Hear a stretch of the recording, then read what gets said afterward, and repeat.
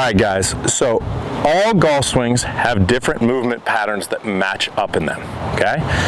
Some are positive for the golf swing, some save things, some are pretty negative.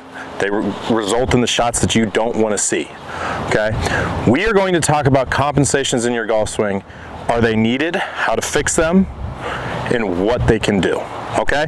So what would a compensation be? A compensation, a simple steep golfer trying to avoid hitting a slice, this is just one of many. If I go up and I get steep coming down, if I put on a right side bend, now the club head stays behind my hands, and from there I can work it out.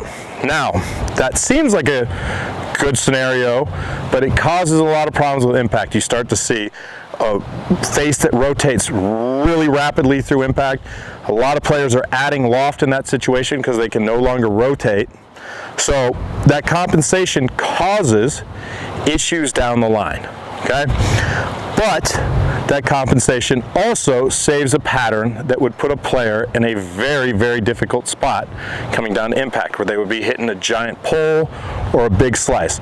And neither of those outcomes are the ones that you want. Now, there are players that have matchups that work well for them and you wouldn't want to change it, okay?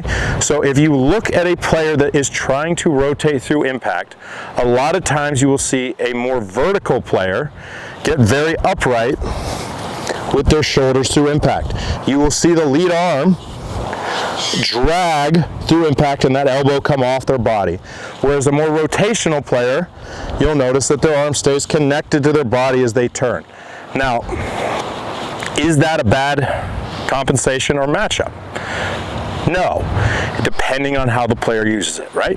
If you look at a Brooks Koepka, his arm is coming off, he is pulling more through impact than a lot of other players. One of my kids I teach, Blake, good ball striker, his arm is coming off, he's pulling through.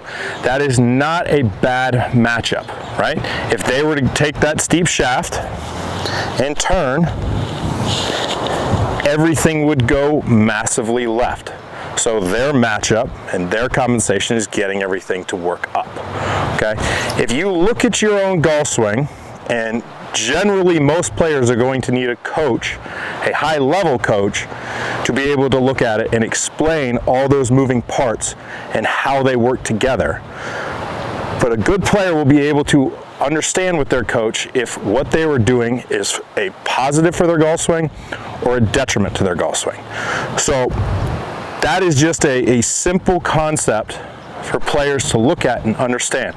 Now, that's more of a smart player concept versus a regular player. A lot of players are just going to want to go out and do what they want to do. But if you're looking to improve, find all those movement patterns. And then a lot of times you will look at that one flaw that you have in your golf swing and you will understand why you're doing it. And then you can go back and decide, do I want to change it or do I want to leave it the same and deal with it because it makes my swing better. I hope that helps you guys understand how movement patterns add up to your total motion.